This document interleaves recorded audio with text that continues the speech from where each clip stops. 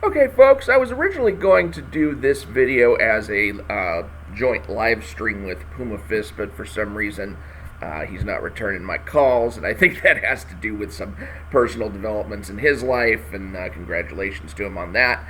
And any case, I'm going to go ahead and go on with it because Rippaverse is now in a countdown mode. The Rippaverse site, if you look at it, is down for the next 16 hours or so. I think it's been down for about 2 days roughly.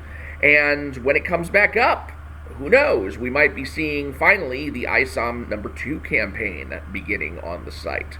So major site revisions, it looks like, for the Rippaverse. And along those lines, I wanted to cover the topic that Puma Fist and I were going to be talking about, which is how much do I expect Isom #2 to make on this campaign. Now, the first campaign made $3.7 million in its campaign period.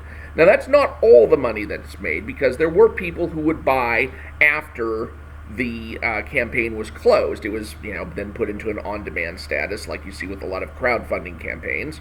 I know this isn't a crowdfunding campaign. This is a pre-order campaign. I don't give a crap. Just call it a campaign series.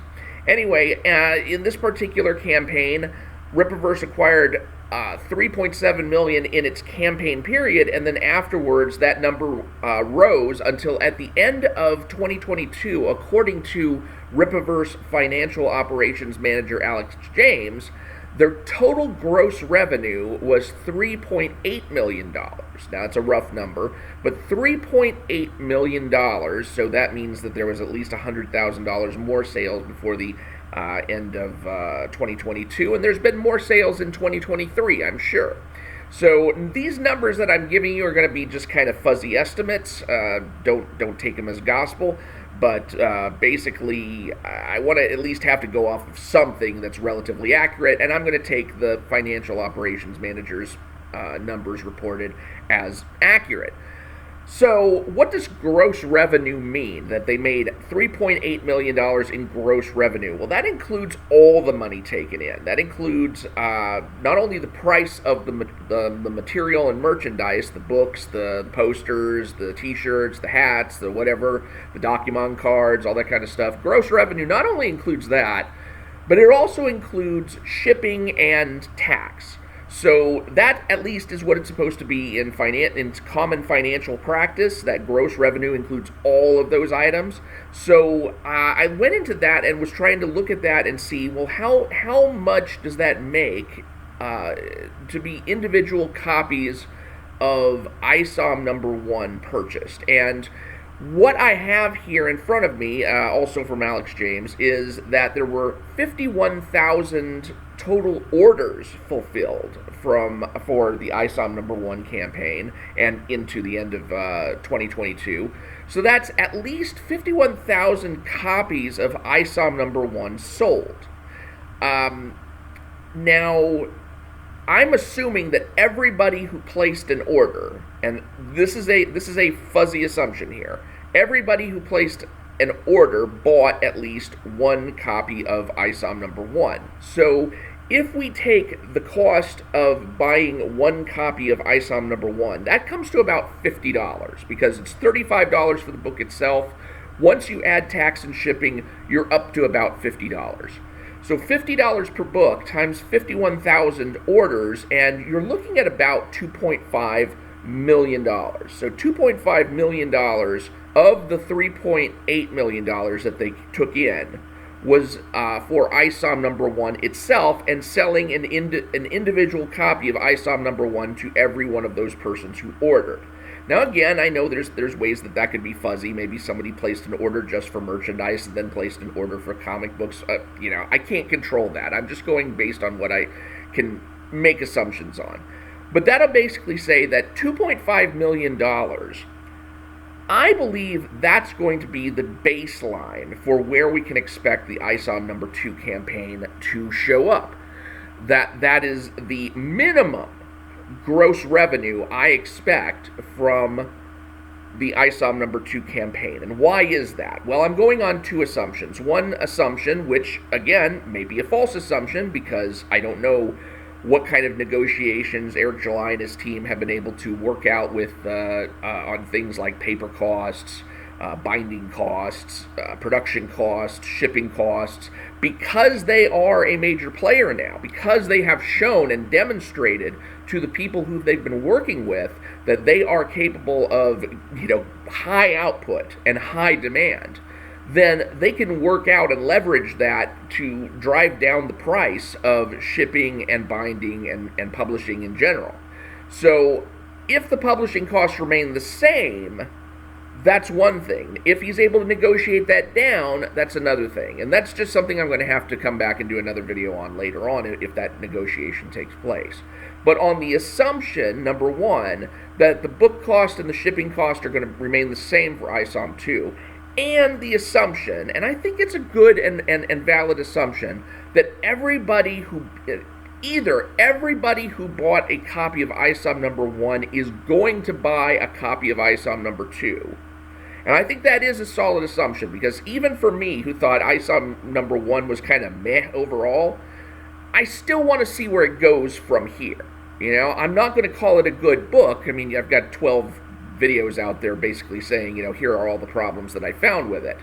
But I still want to see where it goes. And I think anybody who was in my condition and, number one, is able to afford a $50 comic book, and number two, at least considered it meh or better, they're going to come in and say, okay, I definitely at least want to see one more issue to see where it goes. And let's not forget, this is a 3-part story. So we've got one more part to go that's probably going to be published in 2024. So I wouldn't be surprised if there are a whole lot of people who buy at least this first arc of Isom. Now, one thing that I will say is that there will be some second issue slump. There always is for a comic. But here's the thing. I think that new buyers coming in will make up whatever that second issue slump is. So even though there's going to be some segment of the population that got their copy of Isom, they're like, what is this crap? And they decide not to get another copy, or they're not going to get any future issues of Isom, there's still going to be people out there whose new interest is going to replace those people who fall off. So I'm going to just guess, this is pulling numbers right out of my butt, that there's going to be enough demand from new people coming in who are going to buy both Isom number 1 and number 2 that's going to make up for any shortfall that would come from the second issue slump after Isom number 1. So based on that, I'm looking at that and thinking, okay, well, 2.5 million, that's got to be where Isom hits minimum. If Isom number 2 pulls in less than $2.5 million, that's already the beginning of the end. Okay, so bare minimum, they've got to pull in $2.5 million. Now, where is the rest of the money coming from? It's coming from merchandise. It's coming from people who bought multiple copies of the book. So, assuming all that gets covered under the same shipping costs, then you've got $1.27 million in merchandise and multiple copies. I don't see people being as enthusiastic to buy as much merchandise or multiple copies of Isom number 2 as I do from Isom number 1. Isom number 1, this is whole new world. People are enthusiastic. People, really want to see this take off, and more importantly, they really want to see the company take off. They want this venture to succeed, and I believe that it's a lot of that was fueling the merchandise going out the door. So the merchandise money and the multiple copies of Isom number 1, whether people bought it for having a reading copy and a preserved copy, maybe some people are getting their copies slabbed, whatever it is, I don't really see that being as strong for a number 2 comic. A number 2 comic, it's just the whole second issue slump effect, and also the fact that some of the excitement is going to have worn off by now, to the point where people are not going to be as driven to purchase stuff as they were before. Now, that could change according to whatever merchandise Eric July has to offer. I mean, if he's offering like really exciting merchandise out there, I mean, if we're already into the world of Isom toys, for example, then oh my God, we might actually see some pretty wild merchandise figures from that. But assuming that we're just looking at posters and shirts and caps and things like that, just the normal humdrum stuff, then I'm going to say that the merchandise multiple copies, that's going to take a 50% hit. And that's going to leave about roughly around $650,000 in merchandise and multiple copy sales. Okay, so when you add that back to the 2.5 million, you're going to get around 3.1, 3.2 million, and that 3.2 million is where I'm going to guess that Isom number 2, that campaign, ends up. Now, that's just a guess. I think it needs to at least hit that to be considered a success. If you hit less than 3.2, you might still see survivability for the Rippaverse, but I would not necessarily say that the success is on an increasing arc at that point. Now, Eric July himself is kind of playing down the expectations, and it's wise to do that. I mean, if you basically play down the expectations of what your next book is going to do, and then it soars off into the stratosphere, well, glad to be wrong. Meanwhile, you're going to have people like Ethan Van Sciver, who are the natural promoters of Comicsgate work and other associated projects, who want to pump the book up as much as possible, and he's saying that, it'll probably make $4 or $5 million. Okay, well, he can afford to do that, because if he's wrong, it's not really egg on Eric July's face if Ethan Van Sciver's wrong. So he can afford to pump it up. Now, I'm gonna go with the more realistic side and say that Eric July is probably right, and you're not going to be looking at the full 3.8 million like you did with this year, or even 3.7 million during the campaign. I think 3.2 million is more reasonable. If you see less than that, I would start worrying. If you see more than that, well, yeah, maybe Rippaverse is on an upward trajectory, and only sales will tell. So 17, 16, 15, 14 hours, and we will be seeing what there is to see on the Rippaverse site, and I expect videos from Eric July and the official Rippaverse YouTube channel.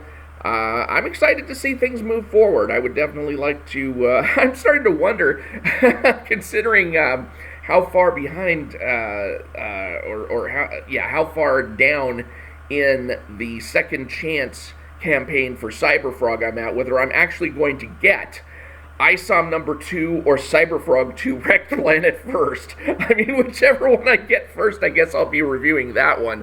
And in the meantime, I do have a few other books to review. One that was submitted to me by a YouTube follower, and a few others that are going to be preview reviews, like I did with the Joe Frankenstein by Chuck Dixon and Graham Nolan.